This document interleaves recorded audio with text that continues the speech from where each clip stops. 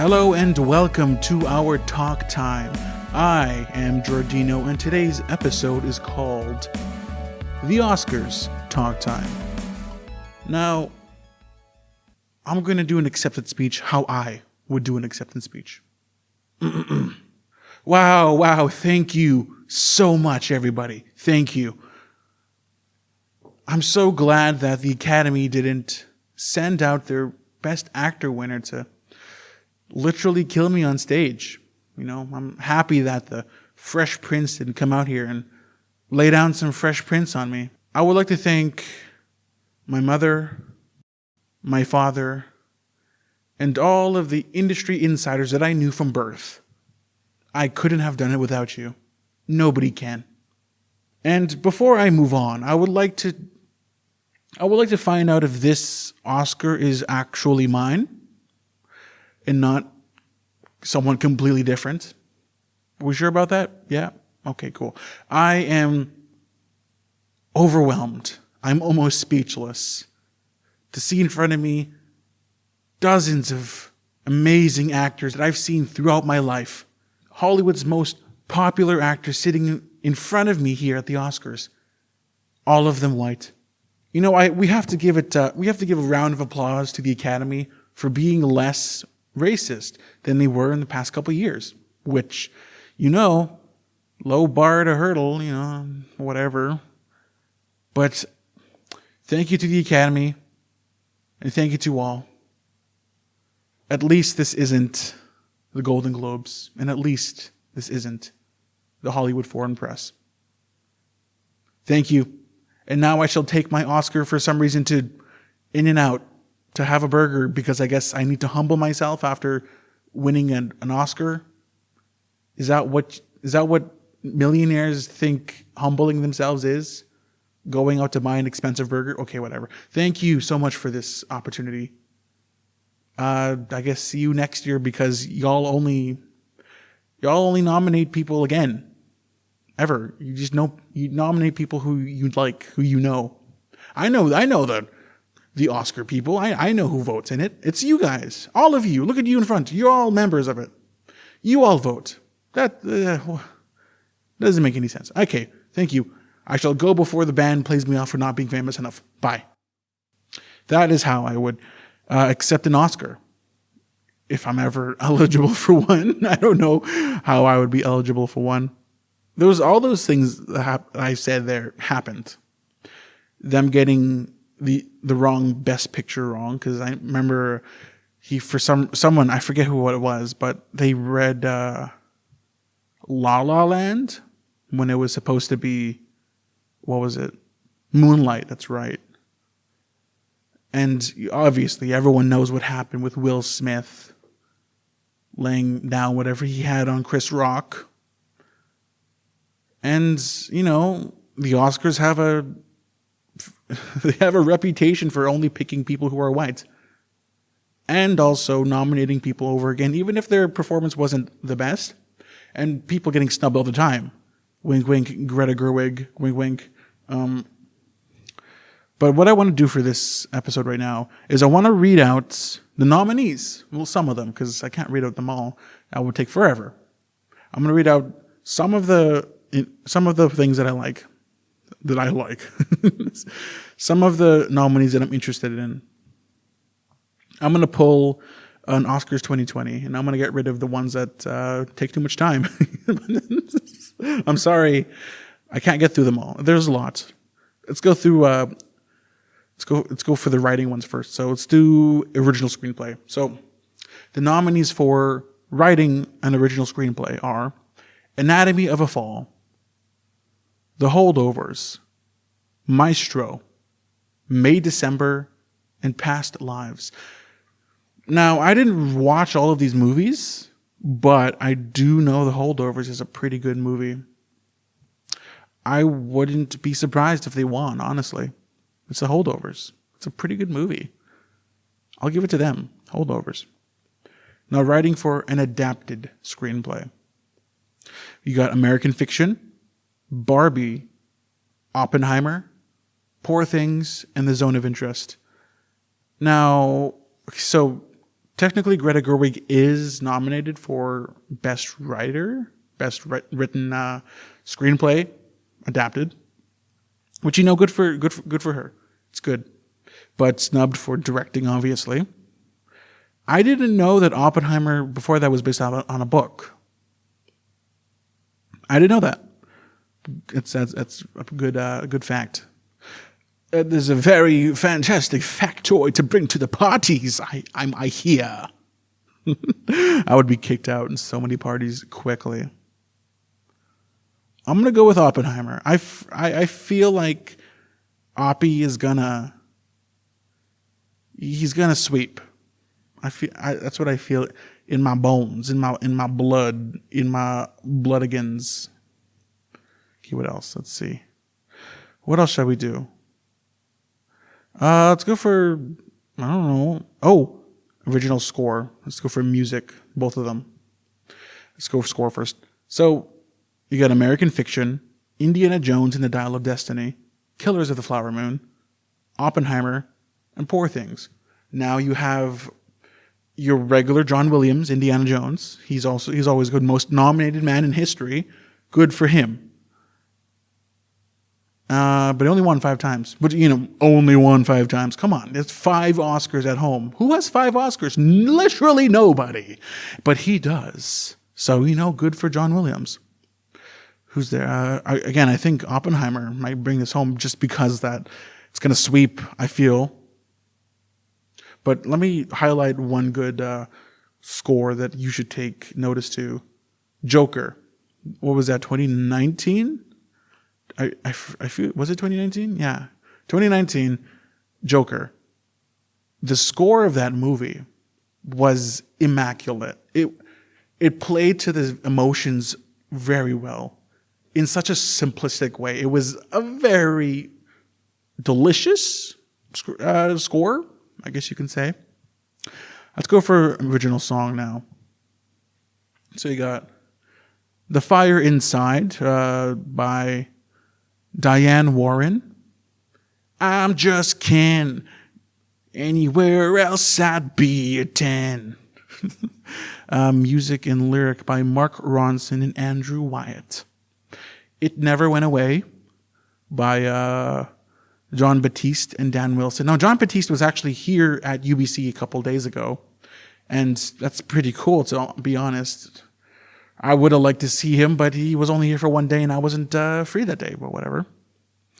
Wajaje, a song from my people, from Killers of the Flower Moon, written by Scott George. Now, this is interesting. I don't know if you might know, but I am native from Canada, and to see that kind of representation is pretty cool. I would say, because it's just a powwow song, and it's amazing. It's like it's something I would see back at home. It's honestly, it's very nice to see. And then what I think is going to win, What Was I Made For? By Billie Eilish and Phineas O'Connell. See. I used to float, now I just fall down. I used to know, but I'm not sure now what I was made for. What was I made for? I had to flex my skills there for a second. I'm sorry if you saw that, any casting directors. I'm sorry that you saw that performance. Oh no, don't call me. Please don't call me. It's great. I think Billie Eilish is going to take away another Oscar. Was this makeup and hairstyling? I'm going to go over this quick. Golda, Maestro, Oppenheimer, Poor Things, Society of the Snow. I do think Poor Things is going to win this. I do think that Poor Things is going to win it. What else? International feature film. Il Capito from Italy, Perfect Days from Japan, Society of the Snow from Spain, The Teacher's Lounge from Germany, and The Zone of Interest from United Kingdom. I do think The Zone of Interest is going to win this because it is also nominated for Best Picture, and usually an international feature An international feature film also nominated for Best Picture is usually the winner of the feature film. What's it called? From last couple years ago, Drive My Car. That was a great movie. What else? Parasite, number one favorite movie. Yeah. Okay, one second. Calm down, Jordino. Calm down. Yes, I know you're excited. Yes, I know you're talking about the Oscars, but whatever. Calm down. Okay. Parasite is my favorite movie ever. It is. Why? I could go over so much, but I'm just going to say that Bong Joon-ho did an amazing job. Okay. Film editing. You gotta give love to the editors, okay? If you don't give love to the editors, then who are you? What are you? Some sort of creep? Are you a creep? That's what I thought. Are you a weirdo? What are you doing here? You don't belong here. Okay, what else? Film editing. Anatomy of a Fall, The Holdovers, Killers of the Flower Moon, Oppenheimer, and Poor Things. I do think Oppenheimer is going to win this one as well because it's a beautifully edited film. Okay, what else? What else? I just want to go over this. Documentary feature film. Bobby Wine, The People's President, The Eternal Memory, Four Daughters, To Kill a Tiger, and 20 Days in Mariupol. 20 Days is going to win this. I don't know. It's been winning. That's all. I do think it's going to win this. Another thing I want to add over, documentary short film. The ABC's A Book Banning, The Barber of Little Rock, Island in Between, The Last Repair Shop, and Nyai Nyai Wai Pyo. The Last Repair Shop, I think, is going to win that. This was the wrong category. I didn't mean to highlight this one, but, documentary short film. Good job to Ben Proudfoot. I think you're going to win this one. What else? That's too much. Costume design. Barbie, Killers of the Flower Moon, Napoleon, Oppenheimer, Poor Things. Now, this is a category that I don't think Oppenheimer is going to win. It's a toss-up between Poor Things and Barbie. I do like them both. Poor Things, a great movie.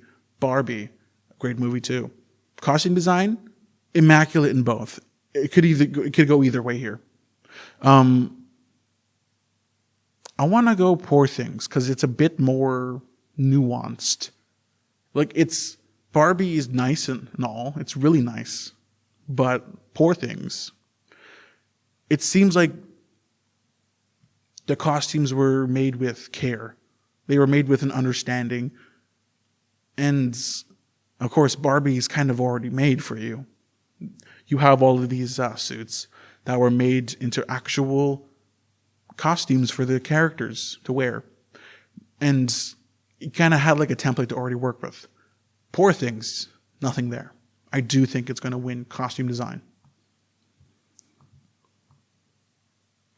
Let's go for cinematography. I love cinematography. I love a good cinematography movie. My example, Blade Runner 2049. It is a beautiful movie to look at. The colors, oh my goodness. It's a beautiful movie to work with, to look at. Just watch it. Even if you don't like action that much, it's a beautiful movie. Cinematography. El Conde, Killers of the Flower Moon, Maestro, Oppenheimer, and Poor Things. Now, I do think Oppenheimer did have a more diverse cinematography. But I'm going to go out on a limb here. Poor Things. Yep. Poor Things. I think Poor Things is going to win cinematography. Okay, let's go. What's next? Animated feature film. The Boy and the Heron. Elemental. Nimona. Robot Dreams. Spider-Man Across the Spider-Verse. Now, there's a couple things I want to say before I give my answer. Animation is a medium. And this was made clear to me by my good friend Sean, who was an animator. Animation is not a genre, it's a medium. Such as live action. It's a way to tell a story in a different way. It can't do everything live action can, but also live action can't do everything animation can. And I think that's beautiful. I think having a different medium to show different types of stories is very, very unique and very, very helpful. So, and I do enjoy it when animated feature films do get nominated for Best Picture. Toy Story 3, for example. And I do think animated feature films should be taken more seriously in the realm of film. Now let's get onto another topic here about animated feature films. The Boy and the Heron versus Spider-Man. I do think it's going to be one of those two.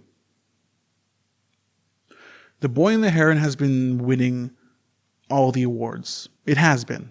It's won, I believe, the BAFTAs, the Golden Globes, maybe the SAG, the Critics' Choice Awards, I think. It's been winning the awards. But I do think that Spider-Man Across the Spider-Verse is a better movie. I do think that. Now I'm at a crossroads here. Do I go with what I think is going to win or what I want to win? Because I think The Boy and the Heron's going to win. But it would be amazing, and I want it to happen, if Spider-Man would win. Because I do think, objectively, it's a better film, plot-wise. Visually, they're both stunning. Spider-Man Across the Spider-Verse continues with that revolutionary style from the original. And of course, Miyazaki. It's a Miyazaki film. The Boy and the Heron. It's a beautiful movie. You know it's going to be beautiful. I'm going to go with who I think is going to win. The Boy and the Heron. I am sorry, Ken Powers, Justin K. Thompson, Phil Lord, Christopher Miller, and Amy Pascal. But I just think Miyazaki has too much of a big name to pass over, which inherently is a big flaw in how the Oscars are nominated and voted for. It's not based upon skill a lot of the time. And that's a problem because it's industry insiders who vote for these, people who are part of the Academy. That's usually people who are nominated or people who are I think this is how you get in. You have to be nominated by somebody else or nominated for an Oscar. And then you have to be voted on by other members to get in if you're nominated by somebody else. And that's why I think it's like this one big gatekeep community, like an HOA. Now let's go for actor in a supporting role. So you got Sterling K. Brown, Robert De Niro, Robert Downey Jr., Ryan Gosling, and Mark Ruffalo. I do think Robert Downey Jr. is the most impressive here. Now, don't get me wrong. I'm just Ken. Anywhere else, I'd be a 10. No, I think Robert Downey Jr. is going to win this one. Actress in a supporting role. Emily Blunt, Danielle Brooks, America Ferrera, Jodie Foster, and Davine Joy Randolph. Now, props to Emily Blunt, Danielle, America, and Jodie. Beautiful performances. But Davine Joy Randolph just has it in the bag. That performance was amazing. It was amazing. She's sweeping all of the awards, and she is a dear. Okay? She's going to win this. It's just going to happen. If she doesn't win, then I'll kill the winner. No, that's a joke. It's a joke. Actor in a supporting role. Actor in a leading role. So you got Bradley Cooper, Coleman Domingo, Paul Giamatti, Cillian Murphy, and Jeffrey Wright. Now, I do think this is a race between Paul and Cillian. I don't know who to pick. I love Paul Giamatti and I love Cillian Murphy. Both of their performances are pretty good, but I got to give it to Paul Giamatti. The movie has heart. His performance has heart. And it's just a great movie. And, it's hard to act with that environment. It's the way the movie was shot. If you don't know, it was done in kind of like a classic way. Raw film, raw audio. And it's a really, really, really nice movie. And I think Paul Giamatti works with it very well. So Paul Giamatti is going to win, in my opinion, actor in a leading role.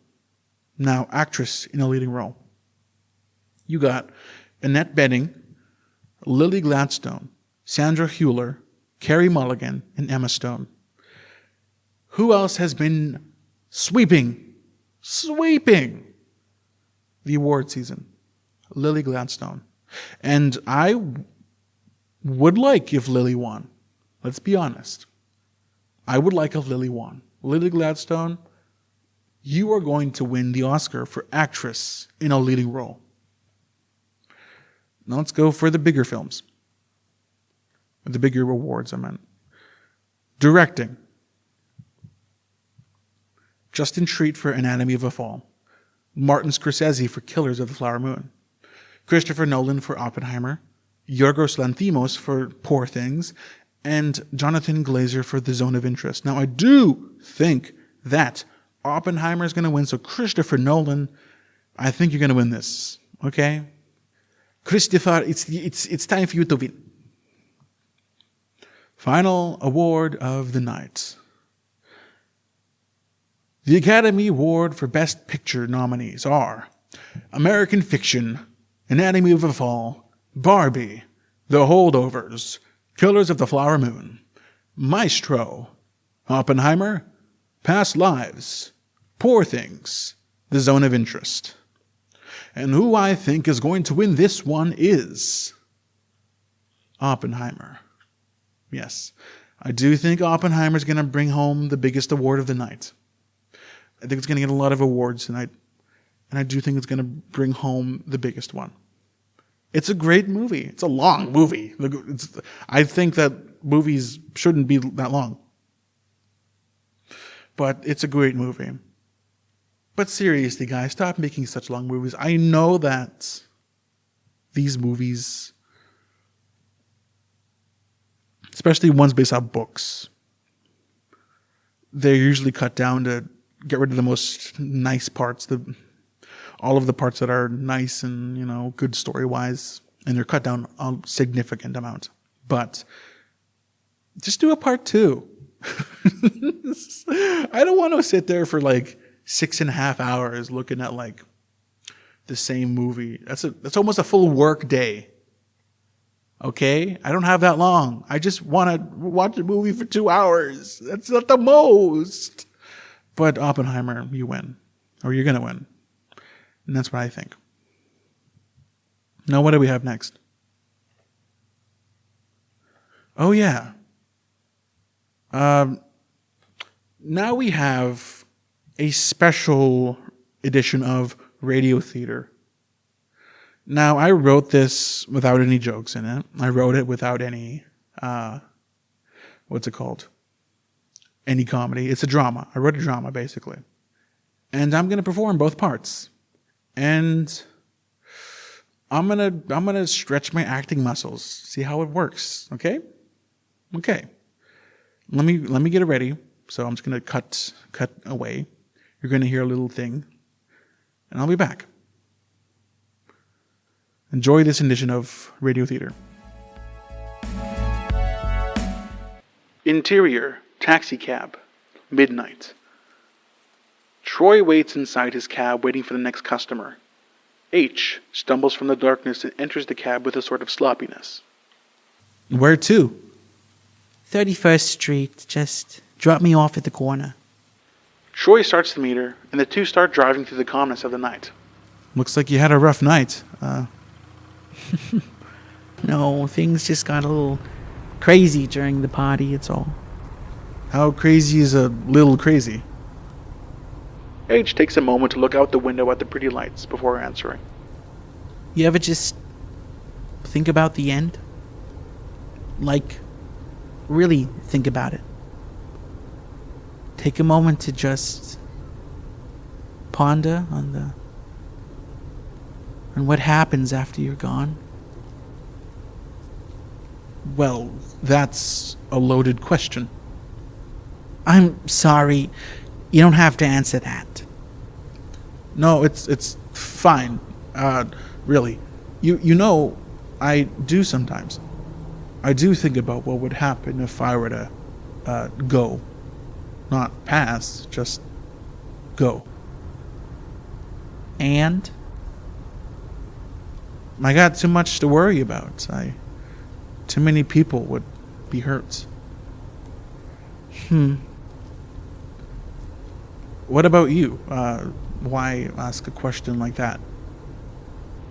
Troy stops at a stoplight. Look, whatever you're going to do, that's the alcohol talking. I didn't drink tonight. I can't. Plus, I would love to just not do it. But unfortunately, I was dealt a bad hand. How so? I trust you enough. Besides, telling a stranger my secrets isn't gonna matter soon anyways. A couple months ago, my doctor told me I don't have long to live. And I feel it. I feel myself slowly shutting down. Getting more tired with each passing day. I don't want to die, but I know it's gonna happen. Everyone dies, right? But it feels a little different knowing it's not sneaking up on you. When you know. So tonight was some sort of going away party? Kind of. But my friends don't know I'm gonna die. They don't know? I feel like something like this would be important to tell your friends. Yeah, but I couldn't tell them. I couldn't bear seeing them mourn for me. I wanted to see them celebrate and have fun. So, what did you tell them? They think I'm moving away. Somewhere far. That I got a job and that I'm starting a new life. What do you think's gonna happen when you do die? And they go looking for you? Well, that won't be my problem anymore, would it? You have to acknowledge that sounds a little selfish. Sure, it does. But it's already happened. I feel myself leaving soon. I don't know exactly when, but it's soon. Are you scared? Yeah. Who wouldn't? I thought I had years of my life left to live, but only got to 25. I'm sorry to hear that. Please, save your pity. I don't want to hear anything like that.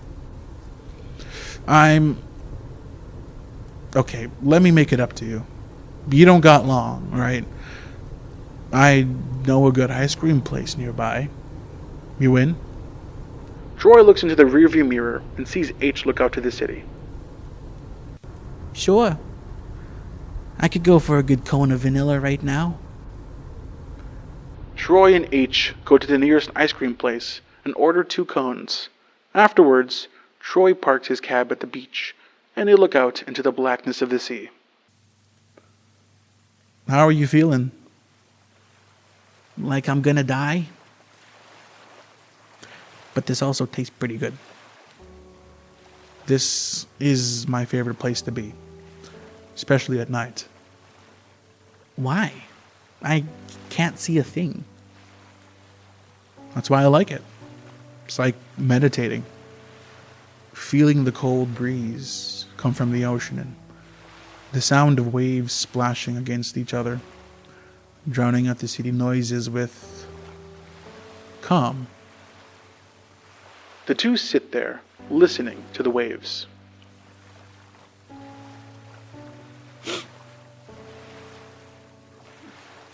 Hey, are you okay? I'm not ready to die. Hey, that's okay. Nobody said you had to be. But how do you think of something like this? How do you come to this realization? Something so real. I don't know. I guess you can't. All you can do is wait. Now. In the present. My name's Troy, by the way. I'm a taxi driver. Have been for the past 5 years since I got out of school. I kind of figured with the taxi and all that. Yep. I sit in the car all day and wait for people to tell me where to go. Then I press this meter here and we get going. How's the job? It has its moments, you know. I went to school for culinary arts. Really? Why aren't you some head chef or something? I just found out too late that it wasn't for me. But I'm content with my life. I make a decent living and I get to travel for work. I guess that's true. My name is... I go by H. Always have. Cool. What did you want to do with your life? Lots of things. But I loved animals the most. So I wanted to do something to help them, you know? Before the whole leaving thing. You know, that sounds wonderful. Sometimes on these beaches, there are little sea turtles. Hundreds of them. Trying to make it out to the sea. Lucky little buggers.